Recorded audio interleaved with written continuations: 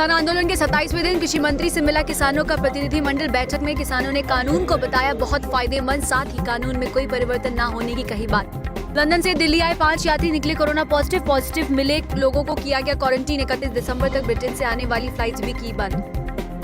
PM Modi ने अलीगढ़ मुस्लिम university के 100 साल पूरे होने पर समारोह में लिया हिस्सा। कहा कि एएमयू से पढ़ने वाले छात्र दुनिया में देश का नाम रोशन कर रहे हैं। जो देश का है वो हर सभी देशवासी है।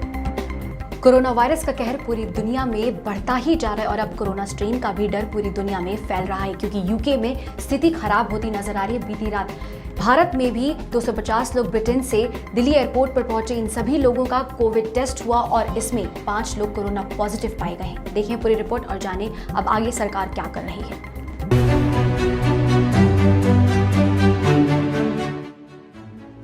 कोरोना वायरस का कहर पूरी दुनिया में थमता नजर नहीं आ रहा है। बीती रात दिल्ली एयरपोर्ट पर लंदन से आई फ्लाइट के 250 यात्रियों में से 5 लोग कोरोना पॉजिटिव पाए गए हैं। इन लोगों को छतरपुर के सरदार पटेल कोविड सेंटर में भेज दिया गया है। सूत्रों ने आईएनएस को बताया कि ब्रिटेन से 2 फ्लाइट से 470 यात्री अब तक भारत पहुंचे हैं। इन सभी यात्रियों का आरटीपीसीआर टेस्ट किया गया है। आपको बता दें कि अब से एयरपोर्ट पर आरटीपीसीआर टेस्ट अनिवार्य कर दिया गया है। ब्रिटेन में हालात को देखते हुए भारत सरकार ने सोमवार को ऐलान किया, एहतियात के तौर पर ब्रिटेन से आने जाने वाली उड़ानों पर पाबंदी लगा दी है। ये पाबंदी मंगलवार आधी रात से लागू हो जाएगी, जो कि 31 दिसंबर तक चलेगी। जानकारों के मुताबिक कोरोना का यह नया स्ट्रेन 70% ज्यादा तेजी से फैल सकता है। यूके में इस नए कोरोना वायरस के चलते एहतियात के तौर पर कई देशों ने ब्रिटेन से आने वाली फ्लाइट्स पर रोक लगा दी है। प्रधानमंत्री नरेंद्र मोदी ने मंगलवार को अलीगढ़ मुस्लिम यूनिवर्सिटी के शताब्दी समारोह में हिस्सा लिया। इस दौरान पीएम मोदी ने अपने संबोधन में कहा कि अलीगढ़ मुस्लिम यूनिवर्सिटी के पढ़े छात्र पूरी दुनिया में देश का नाम रोशन करें। साथ ही पीएम मोदी ने ये भी कहा कि सबका साथ, सबका विकास और सबका विश्वास ही सबसे बड़ा मंत्र है। देखिए रिपोर्ट और जाने क्या कहा पीएम मोदी ने। प्रधानमंत्री नरेंद्र मोदी ने मंगलवार को अलीगढ़ मुस्लिम यूनिवर्सिटी के शताब्दी कार्यक्रम को संबोधित किया।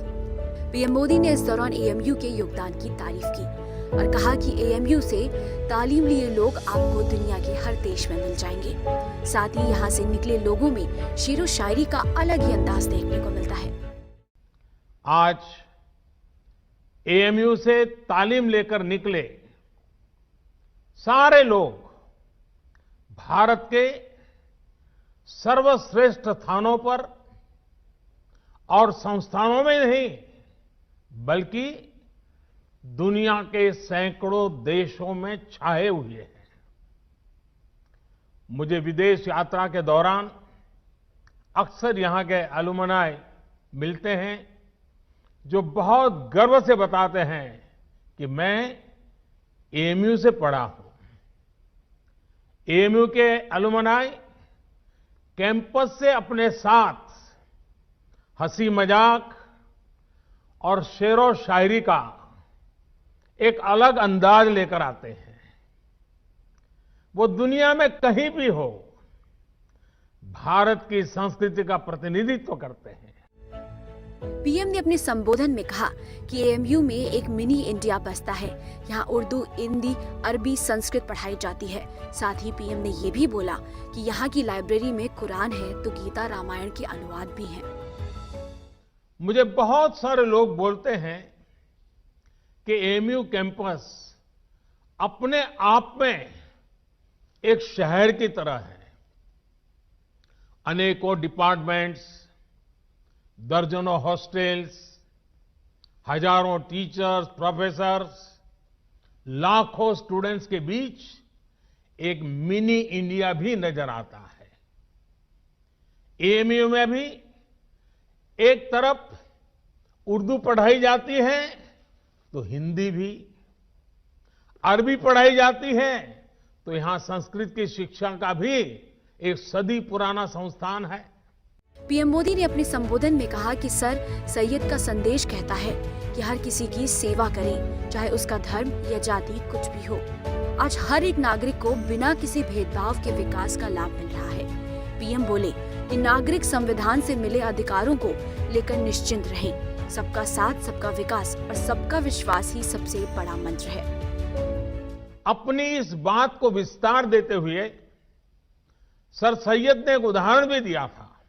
उन्होंने कहा था जिस प्रकार मानव जीवन और उसके अच्छे स्वास्थ्य के लिए शरीर के हर अंग का स्वस्थ रहना जरूरी है, वैसे ही देश की समृद्धि के लिए भी उसका हर स्तर पर विकास होना आवश्यक है।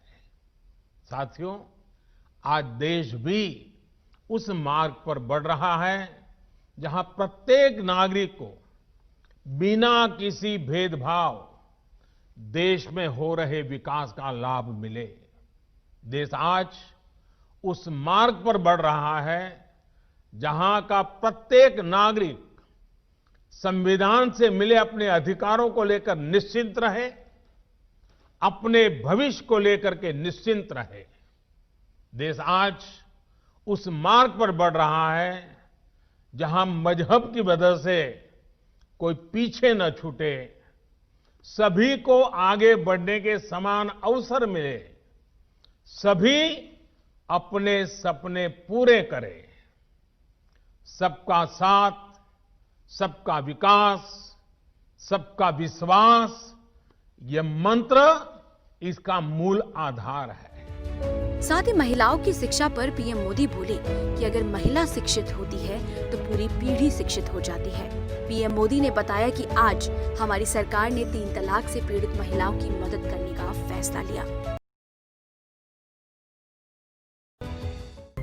पश्चिम बंगाल में 2021 के विधानसभा चुनाव के लिए राजनीतिक पार्टियों ने चुनाव प्रचार के लिए सारी ताकत झोंक दी है, तो वहीं बीजेपी भी बंगाल में अपना कमल खिलाने के लिए कोई भी मौका नहीं छोड़ रही है। सूत्रों के मुताबिक अमित शाह एक बार फिर से जनवरी में बंगाल का दौरा कर सकते हैं और इस दौरान चुनाव प्रचार के साथ साथ तमाम रणनीतियों के लिए वो रूपरेखा भी तैयार करेंगे। देखिए पूरी रिपोर्ट। पश्चिम बंगाल में होने वाले विधानसभा चुनाव को लेकर बीजेपी आक्रामक मोड में तैयारी कर रही है। बीते दिनों बंगाल का दौरा करने वाले केंद्रीय गृह मंत्री अमित शाह जनवरी में फिर कोलकाता पहुंचेंगे। बताया जा रहा है कि आने वाली 12 जनवरी को बीजेपी नेता अमित शाह हावड़ा में एक जनसभा को संबोधित करेंगे। इस दौरान बड़ी संख्या में कई नेता बीजेपी में शामिल हो सकते हैं।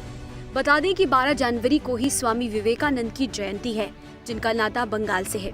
ऐसे में बीजेपी की कोशिश इस दिन बड़ा कार्यक्रम कर युवाओं को साधने की है। अमित शाह ने इसी हफ्ते शनिवार को पश्चिम बंगाल के 2 शहरों का दौरा किया था। इस दौरान उन्होंने कई जगहों की यात्रा की, किसान के घर खाना खाया, रोड शो और रैली को भी संबोधित किया।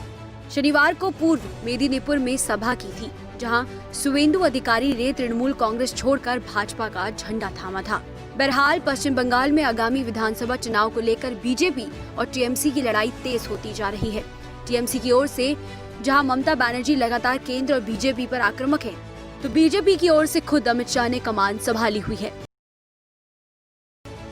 राजधानी दिल्ली के डिप्टी सीएम मनीष सिसोदिया मंगलवार को लखनऊ पहुंचे। यूपी की शिक्षा व्यवस्था और तमाम व्यवस्थाओं को लेकर यूपी के कैबिनेट मंत्री से वो बहस करने के लिए गए, लेकिन कैबिनेट मिनिस्टर सिद्धार्थ नाथ के बहस में शामिल न होने के बाद मनीष सिसोदिया लखनऊ के प्राइमरी स्कूल्स का निरीक्षण करने के लिए निकले, लेकिन उनके काफिले को बीच रास्ते में ही रोक लिया गया। देखें पूरी रिपोर्ट और जाने क्या कहा मनीष सिसोदिया ने उसके बाद। यूपी में आगामी विधानसभा चुनाव को लेकर अब आम आदमी पार्टी भी हर मोर्चे पर सरकार को घेरने का कोई मौका नहीं छोड़ रही है। वहीं दिल्ली और यूपी में स्वास्थ्य और शिक्षा के मुद्दे पर उत्तर प्रदेश के कैबिनेट मंत्री सिद्धार्थ नाथ सिंह ने बहस करने के लिए मंगलवार को दिल्ली के उप मुख्यमंत्री मनीष सिसोदिया लखनऊ पहुंचे। लखनऊ के वीवीआईपी गेस्ट में मनीष सिसोदिया ने कहा कि वे दिल्ली और यूपी की शिक्षा मॉडल पर बहस करने के लिए आए हैं। बहस की चुनौती देने के बाद मंत्री सिद्धार्थ नाथ सिंह को भागना नहीं चाहिए। इसके साथ ही मनीष सिसोदिया ने बिजली को लेकर भी सरकार पर निशाना साधा। दिल्ली में पानी बिजली अब 24 घंटे आती है, उत्तर प्रदेश में शहरों में भी बिजली कितने घंटे आती है मुझे बताने की जरूरत नहीं है। योगी मॉडल में तो कुल मिला के उत्तर प्रदेश की हालत बद से बदहाल होती चली गई।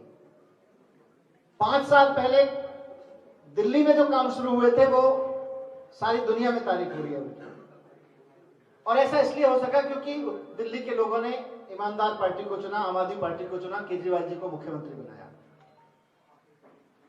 जब अरविंद केजरीवाल जी ने अनाउंस किया कि हम दिल्ली में जो काम किए हैं उस मॉडल को उत्तर प्रदेश में भी लेके जाएंगे, उत्तर प्रदेश के लोगों को भी सस्ती मुफ्त बिजली चाहिए, उत्तर प्रदेश के लोगों को भी अच्छे स्कूल अस्पताल चाहिए, उत्तर प्रदेश के लोगों को भी पानी चाहिए, 24 घंटे बिजली चाहिए, रोजगार चाहिए। तो भारतीय जनता पार्टी के नेताओं ने चुनौती दी, सिद्धार्थनाथ सिंह जी ने चुनौती दी कि भाई हम केजरीवाल मॉडल बनाम योगी मॉडल पर बहस करने के लिए तैयार हैं। तो आज मैं भी बहस करने के लिए तैयार हूं। मैं उम्मीद करता हूं कि अपनी बात पर अडिग रहते हुए सिद्धार्थनाथ सिंह जी आएंगे। हम यहाँ बैठे हैं और इस भरोसे पे बैठे हैं कि वो आएंगे और अपनी बात रखेंगे कि योगी मॉडल में पिछले 4 साल में क्या किया। आपको बता दें कि 2022 के यूपी विधानसभा चुनाव में उतरने के ऐलान के साथ ही आम आदमी पार्टी ने अपनी राजनीति तेज कर दी है। दिल्ली के सीएम अरविंद केजरीवाल ने यूपी में चुनाव लड़ने की घोषणा की थी। उन्होंने कहा कि वो दिल्ली मॉडल पर चुनाव लड़ेंगे। इधर उत्तर प्रदेश सरकार के प्रवक्ता सिद्धार्थनाथ सिंह ने पलटवार करके कहा था कि दिल्ली के स्कूलों और मॉडल पर बहस कर लें। उनकी चुनौती के बाद मनीष सिसोदिया ने कहा था कि वो खुली बहस के लिए तैयार हुए हैं। यमुना एक्सप्रेस हाईवे पर मंगलवार सुबह एक दर्दनाक हादसा हुआ। एक कार में 5 लोगों की जलकर मौके पर ही मौत हो गई। बताया ये जा रहा है कि कार एक कंटेनर से जाकर टकरा गई, जिसके बाद कार में आग लग गई और लोगों को बाहर निकालने से पहले ही उनकी मृत्यु हो गई। कार से ऊंची ऊंची उठती आग की ये लपटें यमुना एक्सप्रेसवे पर मंगलवार तड़के सुबह हुए एक दर्दनाक हादसे की हैं। इस हादसे में 5 लोगों की मौत हो गई। आगरा के पास खंदौली में सुबह 4:30 बजे आगरा से नोएडा की ओर जा रही एक तेज रफ्तार कार कंटेनर से जा टकराई। यमुना एक्सप्रेसवे के माइलस्टोन 160 के नजदीक आगे चल रहे कंटेनर से कार तेजी से जा टकराई। एक्सप्रेसवे के बूथ के कर्मचारी ने पुलिस को सूचना दी। जब तक पुलिस मौके पर पहुंची तब तक चालक कंटेनर छोड़कर भाग चुका था। चश्मदीदों के मुताबिक जब तक पुलिस और दमकल की गाड़ी मौके पर पहुंची, सभी लोग कार के अंदर बुरी तरह से जल चुके थे। लोगों का कहना है कि पुलिस और दमकल की गाड़ियां देरी से पहुंची। वहीं मुख्यमंत्री योगी आदित्यनाथ ने इस भीषण सड़क हादसे पर गहरा दुख जताया है। उन्होंने दिवंगत आत्मा की शांति की कामना करते हुए मृतकों के शोक संतृप्त परिजनों के लिए अपनी संवेदना व्यक्त की है।